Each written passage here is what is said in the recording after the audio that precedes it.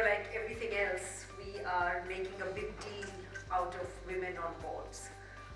There are first-time men on board. My second point is that, being on a board is like doing any other job. What it takes for a man to be successful is the same thing as what it takes for a woman to be successful. And that is true of a board, that is true of any role you might play in any organization. You have to be able to make a meaningful contribution. You have to add value to what you're doing, which is no different from what we do in our jobs. All I want to tell you is, I became a board member. My first board was when I went to work for, it was an executive board position, but I went to work for Cadbury's in Nigeria, which was in 1992. And I said, oh wow, I'm going to be on a board. But frankly, it was the same thing as, doing my job every day. Now, it is true, I don't want to trivialize the issue. It is true that a lot is being said about women on boards, primarily, driven by the fact that under the SEBI regulations, where they said that, as Namrata mentioned, if you're a listed company or if you're a particular size of a company, you have to have at least one woman director on the board.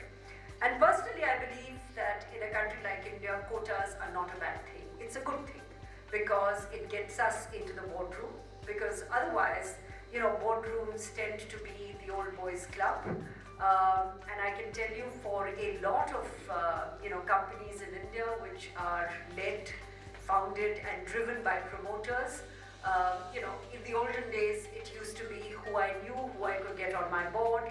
And, typically it wasn't a surprise that, promoters knew other men who would come and join the board. So it's no accident. If you look at sort of the composition of boards in India, a lot of the listed companies are led or driven by promoters. There are MNCs who have their boards here. But there again, the issue really was, who do I know and who could actually add value to my board. So I'm not just saying that it was an old boys network in the sense that you just got your friends and family, though you did get your friends and family as well. But you got on your board people who would actually be supportive of you. Now, the reason why women on boards make sense, and frankly, it was Europe who started it, followed by the US. Scandinavia actually leads the world when it comes to women on boards. It's almost 60% of companies in Scandinavia have at least one, if not two women members on the board. I sit on 2 global boards right now. In the corporate world, I sit on a couple of NGO boards. But one of the global boards, which is Syngenta, it's a $16 billion company. And I was the first woman to join the board. We have 2 other women subsequently. And I can tell you that the conversation is different in the sense that it is more diverse in terms of the areas that we are looking at. Now, there is a certain competence that you create or you develop when you're working in the corporate world, which to my mind is gender agnostic. When you're looking at a marketing strategy or when you're looking at a balance sheet, it's not that women look at balance sheets differently from men. There is a certain functionality and there is a certain skill that all of us need and must have.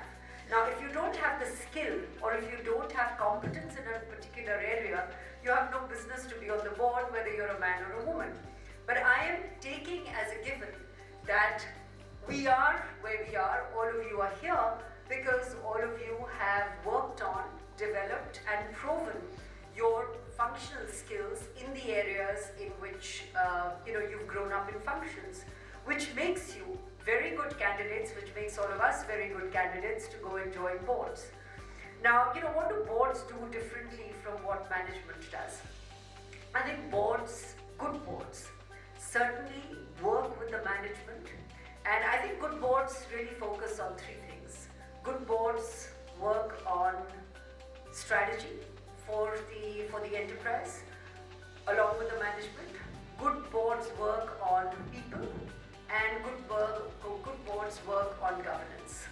And wherever you've got boards that have set up very good governance standards, and E&Y does a lot of work in sort of board effectiveness as well, which again, for the first time in India, has been made mandatory.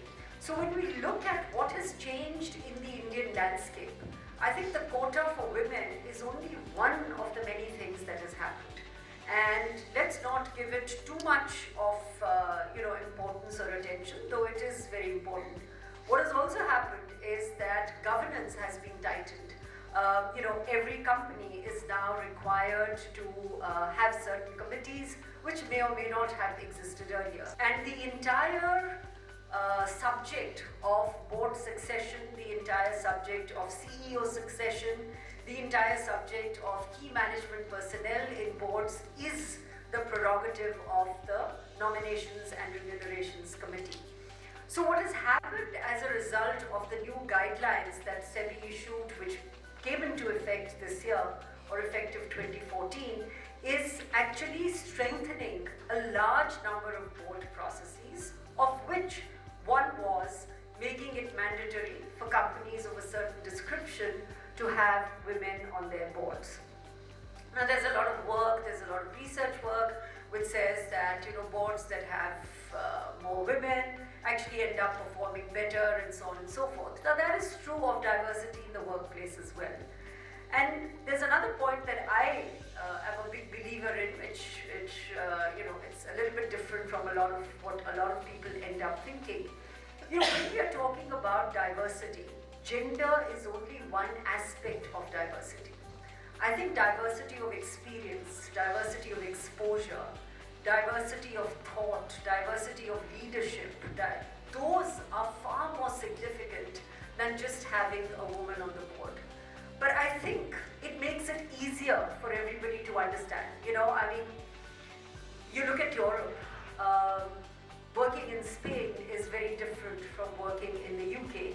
I have had, fortunately, the experience of working not just in India, but I also lived and worked in Nigeria, I lived in South Africa, I lived in the US for many years, I lived in Latin America, in Santiago, in Chile, and I can tell you that there is so much diversity around the world, and if you get people with a diversity of experience, of which gender is only one such aspect of one characteristic of that diversity. So what I'm trying to say is that, if you get approached for board positions, I think you should say yes, it's okay. If you are competent, it doesn't matter how you got it. Because once you're in there, what will keep you there is your contribution, is the work that you're doing, is the meritocracy with which you are taking care of your responsibility, and so on. So when a lot of people say to me that, there's a lot of talk which says, oh, so women on boards, people are paying this tokenism, getting their wives and daughters and sisters on board. I find it very peculiar because for years and years, men have been getting their sons and brothers and everybody on boards, and nobody has turned around at that time and said, why have you inducted your son on the board? Now suddenly I get my daughter on the board and everybody's saying, well, why have you got your daughter on the board? So all I'm going to say to you is, we shouldn't take these things too seriously. If you are competent and somebody approaches you to be on the board, by all means get onto the board. It doesn't matter how you got there. If it's a quota, so be it. What is most important is what are you going to do after you get onto the board.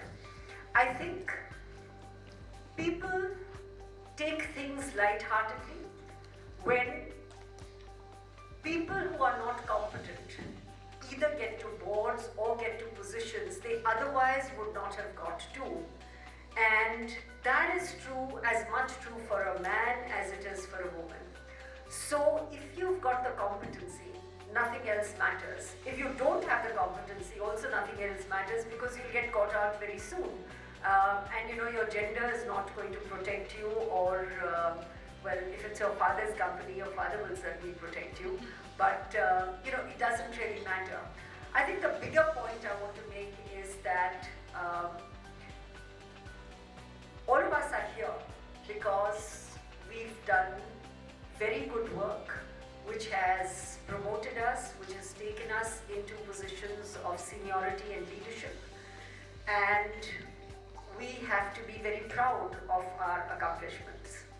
If the outside world is taking these accomplishments and inviting us to be on advisory boards, on corporate boards, etc., we should accept those with confidence and go out and play your best game. I mean, there is no substitute for going out there, being in the playing field, being part of the game and giving it your best shot. So we don't need to be apologetic. We don't need to say, oh my God, I got it on a quota. We don't need to be apologetic saying, oh, just because I'm so-and-so's sister, so-and-so's wife, or so-and-so's daughter, I'm getting onto the board. Sons have done that all the while, and nobody has asked as many questions. The most important thing is to have that confidence in yourself, to have that confidence in your ability, to work on those areas that make you really good at what you do, that make you excel at what you do. And then you don't have to worry about your gender, about your family, about your accent, where you came from, where you're going, because then you are there based on your contribution and your meritocracy and not on anything else. So it's a great time and take advantage of it.